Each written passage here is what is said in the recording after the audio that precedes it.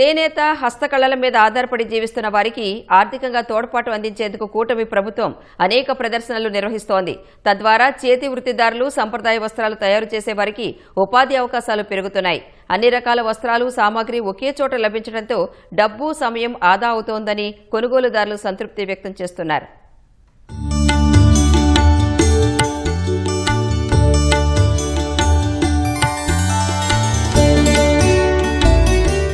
చేనేత కార్మికులు తయారు చేసిన ఉత్పత్తుల మార్కెటింగ్ కోసం విజయవాడలో గాంధీ బునకర్ మేళా జాతీయ చేనేత వస్త్ర ప్రదర్శన 2026 నిర్వహించారు. ఏపీ, తెలంగాణతో పాటు వివిధ రాష్ట్రాల నుంచి వచ్చే వ్యాపారుల కోసం 112 స్టాల్స్ ఏర్పాటు చేశారు. వివిధ రకాల వస్త్రాలను కస్టమర్లకు అందుబాటులో ఉంచారు. విజయవాడతో పాటు చుట్టుపక్కల ప్రాంతాల నుంచి వచ్చే ప్రజలు వారికి కావాల్సిన వస్త్రాలు, అలంకరణ సామాగ్రి కొనుగోలు చేస్తున్నారు. ఈ నెల 31 వరకు ఈ ప్రదర్శన అందుబాటులో ఉంటుంది.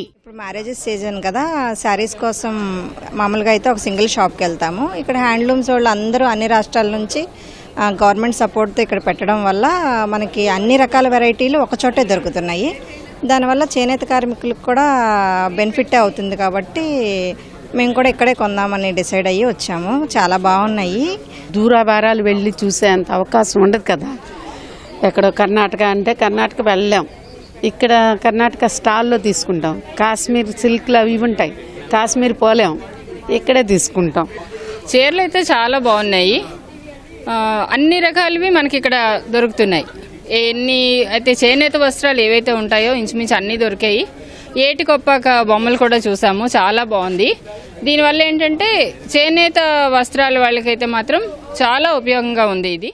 కూటమి ప్రభుత్వం రాష్ట్రంలో అనేక చోట్ల చేనేత, హస్తకళల ప్రదర్శనలు నిర్వహించి తమ ఉత్పత్తులను అమ్ముకోవడానికి అవకాశం కల్పిస్తోందని వ్యాపారులు చెబుతున్నారు. ఏటికొప్పాక బొమ్మలతో ఏర్పాటు చేసిన స్టాల్ ఈ ప్రదర్శనలో ప్రత్యేక ఆకర్షణగా నిలుస్తోంది. ఈ బొమ్మలను కొనుగోలు చేసేందుకు కస్టమర్లు ఆసక్తి కనబరుస్తున్నారు. అన్ని వసతులు కల్పించడంతో పాటు తమకు ఖర్చైన ఛార్జీలను కూడా ప్రభుత్వం చెల్లించడం ఆనందంగా ఉందని వ్యాపారులు సంతోషం వ్యక్తం చేస్తున్నారు.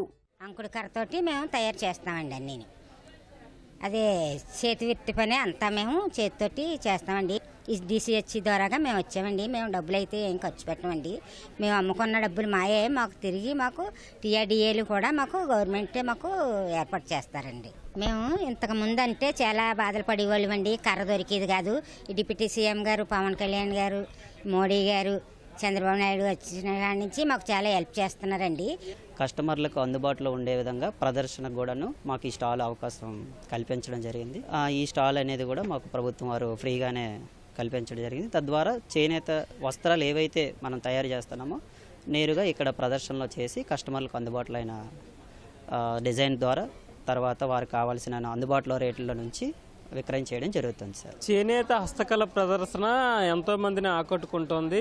వివిధ వ్యాపార సముదాయాలకు వెళ్ళి కొనుక్కునే అవకాశం లేకుండా ఒకే చోట ప్రభుత్వం ఏర్పాటు చేసిన ఎగ్జిబిషన్లో వివిధ రకాల వస్త్రాలు కానీ హస్తకళలు కానీ కొనుక్కునేదానికి అవకాశం ఉందని చెప్పి కస్టమర్లు చెబుతున్నారు. దేశంలోని వివిధ రాష్ట్రాల నుంచి కూడా ఇక్కడ స్టాల్స్ ఏర్పాటు చేయడం ద్వారా ఆ రాష్ట్రాల యొక్క వస్త్రాలు కానీ అవసరమైన వివిధ రకాల సామాగ్రి కానీ హస్తకళలు కానీ కొనుక్కోవడానికి కూడా అవకాశం ఉంటుందని చెప్పి వీళ్ళంతా చెబుతున్నారు. వ్యాపారులకు కూడా ఇక్కడ ఉచిత స్టాల్స్ ఏర్పాటు చేయడం ద్వారా వాళ్ళు కూడా సంతృప్తి, సంతోషం వ్యక్తం చేస్తున్నారు. కేవలం నాగేంద్రతో కనకారావు, ఈటీవీ న్యూస్, విజయవాడ నుంచి.